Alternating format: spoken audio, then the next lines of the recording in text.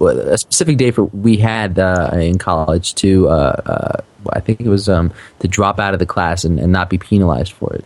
And I waited till that, like literally the last hour. I was just up all night going like, am I going to do this? Because if I cancel this class, that means I'm kind of like changing my majors and, you know, not even pursuing this path that I thought I'd be going into. And I'd be focusing more on music. And I mean, I've always been writing songs, but they would be kind of going towards one particular direction. And going full force in that direction. And that direction would be music. So I just remember the moment. It was like 5 a.m. and I was like, yeah, let's do it. Let's just drop this class. Dropped the class, went to bed, and I texted my friend right now, and she was kind of talking me through it. And I remember telling her, like, yeah, I dropped the class. I think I'm going to do the music thing. I'm going to give it my best shot. And ever since then, man, I've been in countless bands. Countless groups playing, you know, different shows here and there, a lot of different styles. I mean, I've been in every kind of band you could imagine, from prog metal to blues to post rock, which was a lot of fun actually. You know, I mean, I basically got to a point where after each band there'd be, you know, I mean, I don't have to tell you about, you know, band life, quote unquote. It has its ups and downs, and you know, when you're starting a band and you're starting a band with other people, you're starting a relationship with other people, and it's a relationship where it's kind of like a marriage, except there's no sex. So I mean, it's very hard to, you know. Well, you know, that depends on the band, probably. Sure, absolutely true. But in my case, it was not the case. Probably better that way. Yeah, I agree. But I have gone through a lot of bands, and you know, after going through a lot of bands, you're kind of like, okay, well, this isn't working out. There's something in the equation here that isn't clicking.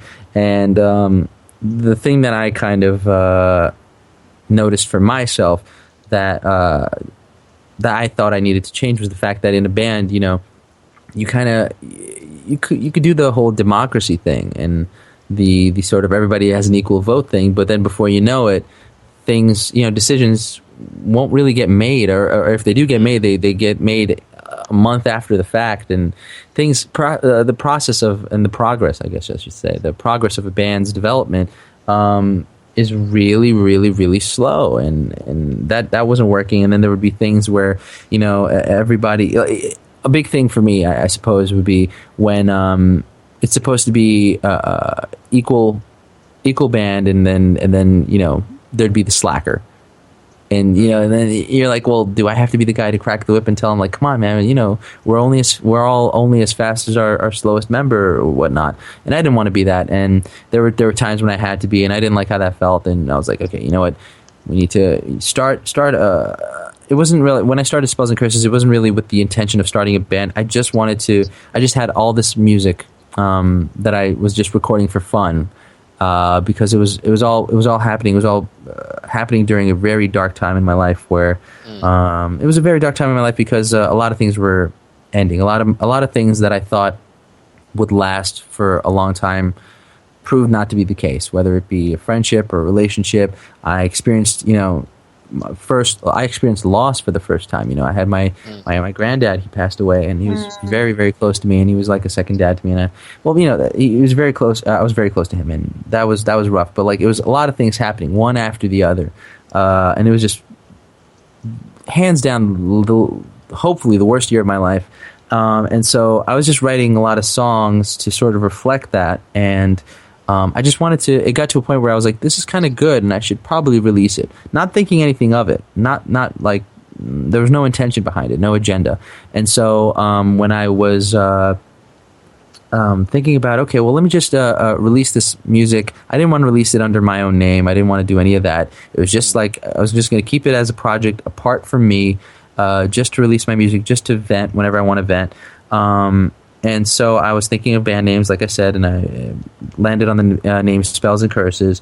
And then I just created a Facebook, created Bandcamp, released it, sent it to my friends, and they all loved it. But I mean, like when you send your friends music, you don't know if they really love it or if they're just being your friends, So they're like, "This is really good," I think you're onto something here. I'm like, "Thank you, thanks, cool." You don't want to say like, "Yeah, but what do you know? You're just my friend." So you take it, with a grain of salt and go, "Thank you, I appreciate it. Thank you for listening." And then I'd start seeing like on SoundCloud or whatever, I'd put up covers there, or on Bandcamp, I'd get people who would buy the album that I don't know. And I was like, oh, wow, this is interesting. And and the plays would go up, and I put some videos up on YouTube, and then those numbers would go up.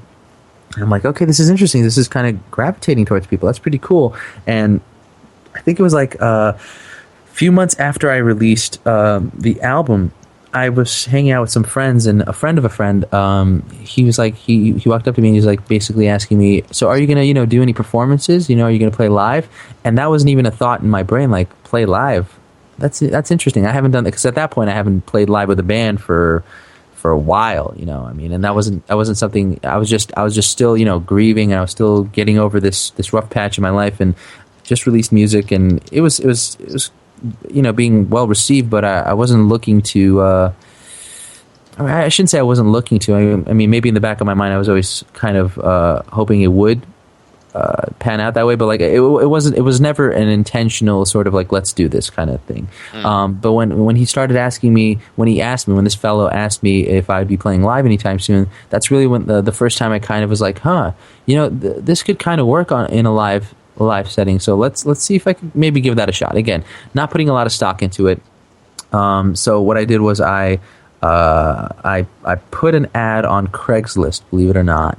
Put an ad on Craigslist, and my bassist, JD, he found it on one day. He just went on Craigslist. He told me he doesn't really go on Craigslist like that, like often or anything. He just one day went on Craigslist, saw my ad, heard my music, and then we met up, and we hit it off, and we've been again, speaking as somebody who's been in a lot of bands, man, it's very hard to meet somebody who you can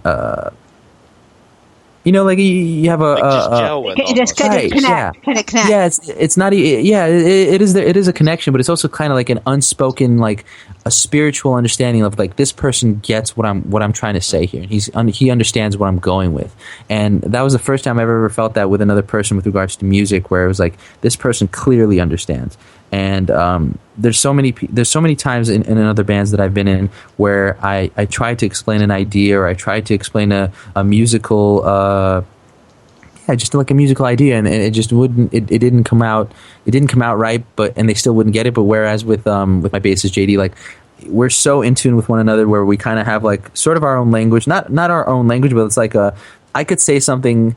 I could say, hey, JD, let's take it from the part of the song that goes ba ba ba ba ba, and then you take it from the part where you come in with the swoop, and and we could just go off on tangents like that with words that I guess to the outside ear would make no sense, but he would go like, I got you, I understand what you mean, and so that was really cool, and I honestly think like we had that sort of rapport develop within the first two times we just jammed out with each other, and like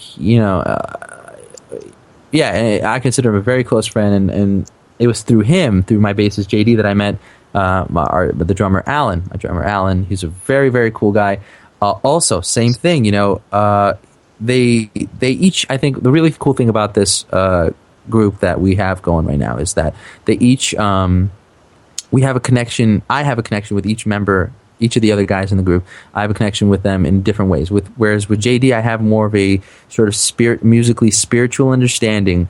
With Alan, my drummer, I have a more, I want to say like logical understanding. Like he understands the technical aspects behind the music that I'm trying to do, and I could convey it to him a lot easier than I could even to JD, who also understands it, but it would just be easier to explain to Alan.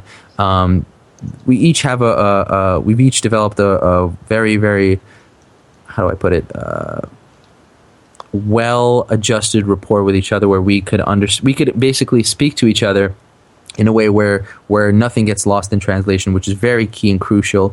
And I guess it also helps that we're cool friends with each other. So it's been a blast. I mean, I started off with a Craigslist ad, found my bassist. He introduced me to his friend, who's now our friend Alan, and now we've been playing shows all over New York. We last year, 2015, we finished up our first tour of the East Coast, where we played places like Jersey and Connecticut, and we finished it off with one of the premier venues in New York called the Bitter End. And it's a legendary place where people like Lady Gaga and Stevie Wonder, all these, Amy Winehouse, they've all played there. So, I mean, we've been rocking and rolling ever since. And, so it started with humble beginnings, I suppose.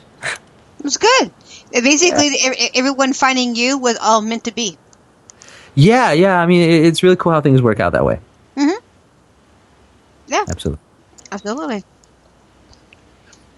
Now, with all that being said, as far as all that history and everything goes, when you guys write songs, is it generally like, hey, this is me, this is a song that I've come up with, what do you guys think? Or do the other guys contribute it, or is it still primarily like centric around you as the primary guy?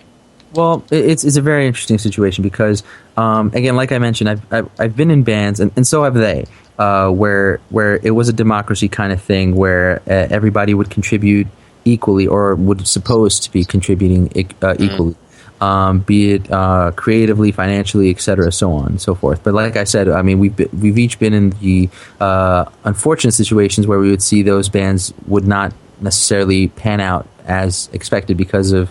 Again, I mean, at the end of the day, a band is only progressing as quickly as its slowest member. So that being said, I mean, again, this was something that I noticed that I needed to change in my. If I were to do this professionally, I would need to have sort of more control over how things are progressing and how they're developing and how just how things are being released. So I told them from the start that, like, listen, I have a very clear vision of what I want to do with Spells and Curses. I'm not at any shortage of songs, but if you guys have anything you want to contribute, whereas like if you guys have any, like, for example, ideas you want to contribute to a song, or you want to change a guitar part or change whatever, anything, any kind of suggestion, I'm open ears. I'm more than willing to hear it, and I'm also willing to hear any songs that you guys write. Because Alan, our drummer, and JD, they write songs on their own as well, and they write good songs also. But I told them the primary focus with what I'm going to do is going to be focused on the songs that I'm going to write. And again, you guys do have a say in how that goes. But at the end of the day, I do believe that in terms of progressing as a band, there does need to be sort of that sort of one person that kind of has the final say on things. Mm-hmm. So it's open. The floor is always open.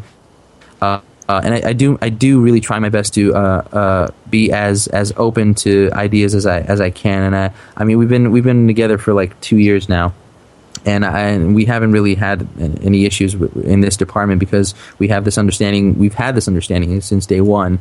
But the basic idea is that I do write the songs, and I do open the floor up to any ideas that they want to suggest. They do write their own. They do write their own parts on drums and bass. And again, if something needs to be changed, it's always, if they want to suggest a change, it's always open for that to be the case. But at the end of the day, it does go through one filter, and that filter is me. Because and I don't think that's unfair to say, because there's it's just makes more sense to deliver an artistic vision when it's cohesive and it's just I don't want to say like it's a controlled statement, but it's definitely a more I think when you look at the big picture of what we're trying to do with Spells and Curses, I think it's gonna make a lot more sense if it's done the way it's being done right now, which is there is a sort of unifying voice carrying everything out, but it's not a unifying voice telling the whole story. Right. Well, I do get it, because behind the scenes, when we're not on the air, it's basically I want everyone to tribute to all different kinds of ideas for the podcast. Mm-hmm. You guys if my volunteers have a topic, or if they have questions, or they want to add things, hey, you're going to do this, do that. I would love to hear, but the last person who says anything is me. Right. You Yeah. know? Yeah. And everyone, you guys are free to do anything you want. Just go through me first before you do Exactly. anything. Exactly. And Spider gave me the nickname Queen Bee. Why? I don't